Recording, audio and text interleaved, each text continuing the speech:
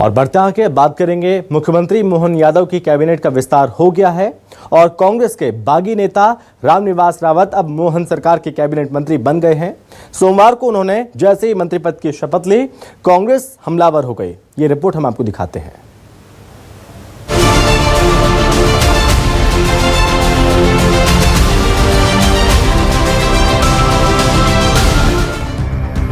सोमवार का दिन मोहन कैबिनेट के विस्तार के साथ पूरा हुआ। इस दौरान जो नाम सबसे ज्यादा चर्चा में रहा वो है चंबल के दिग्गज नेता रामनिवास रावत का।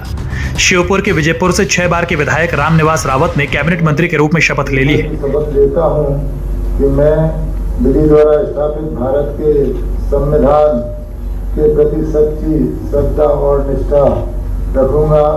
मैं भारत की प्रभुता और अखंडता अक्षुण्ण रखूंगा। खास बात यह कि रामनिवास रावत को 2 बार शपथ लेनी पड़ी। दरअसल पहली बार उन्होंने सुबह 9:03 पर शपथ ली, लेकिन इसमें उन्होंने राज्य के मंत्री की जगह राज्य मंत्री पढ़ दिया। बाद में राजभवन के अधिकारियों का ध्यान इस ओर गया तो आनन फानन में दोबारा शपथ ग्रहण कराया गया। दूसरी बार 9:18 पर उन्होंने दोबारा शपथ ली, जिसमें उन्होंने राज्य के मंत्री के तौर पर शपथ ली। दरअसल ऐसा इसलिए करना पड़ा क्योंकि रामनिवास रावत को कैबिनेट मंत्री का दर्जा मिला है और पहली बार उन्होंने राज्य मंत्री की शपथ ले ली थी। आपको बता दें कि रावत हाल ही में हुए लोकसभा चुनाव के दौरान कांग्रेस छोड़ बीजेपी में शामिल हुए थे। अब आपको बताते हैं कि कौन है रामनिवास रावत। रामनिवास रावत कांग्रेस के कद्दावर नेता हैं। श्योपुर के विजयपुर से 6 बार के विधायक हैं। मध्य प्रदेश के कद्दावर ओबीसी नेता हैं।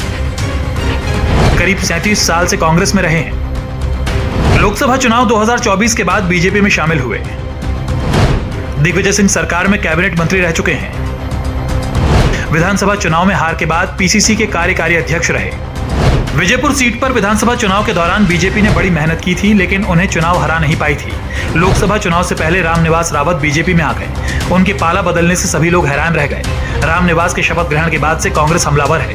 कांग्रेस प्रवक्ता स्वदेश शर्मा ने रामनिवास पर तंज कसते हुए कहा कि ये गलती थी या डील में गड़बड़ी। उनको धन्यवाद, बधाई। दल बदल में उनको परिणाम मिल गया। जिसको जाना आया राम गया राम। मध्य प्रदेश ही नहीं, पूरे देश की मानसिकता हो चुकी है राजनेताओं की। जो आज पहले राजनीति में लोग आते थे पुराने समय में, हम जनता के लिए देने आए हैं, हम जन सेवा के लिए आए हैं, लेकिन आज तो स्वयं सेवा के लिए आ रहे हैं।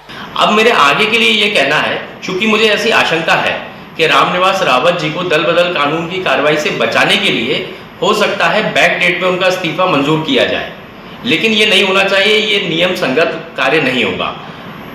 अब जो भी कार्रवाई हो भविष्य में रामनिवास जी के ऊपर, वो दल बदल कानून के तहत होनी चाहिए, ना कि उनके इस्तीफे को मंजूर करके। यह मेरी मांग भी है और मैं ऐसी आशा करता हूँ हमारे विधानसभा के अध्यक्ष जी से। और बीजेपी ने कांग्रेस के विधायक को ही कैबिनेट की शपथ दिला दी।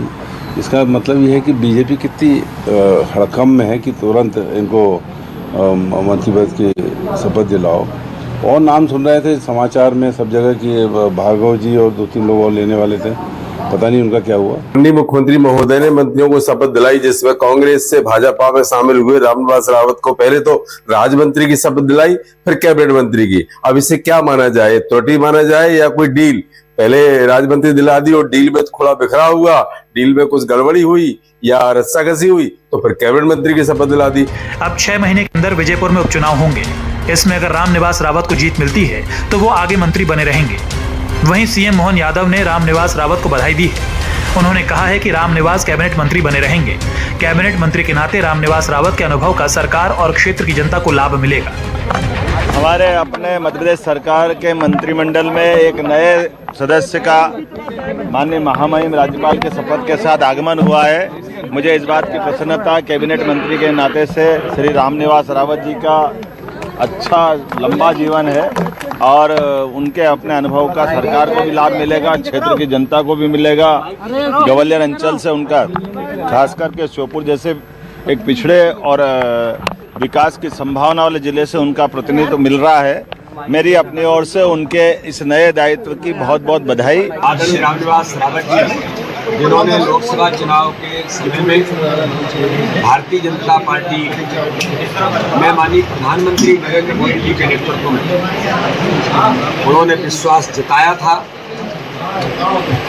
और भारतीय जनता पार्टी के एक अभिन्न अंग बन करके उन्होंने लोकसभा चुनाव में अथक मेहनत और परिश्रम किया।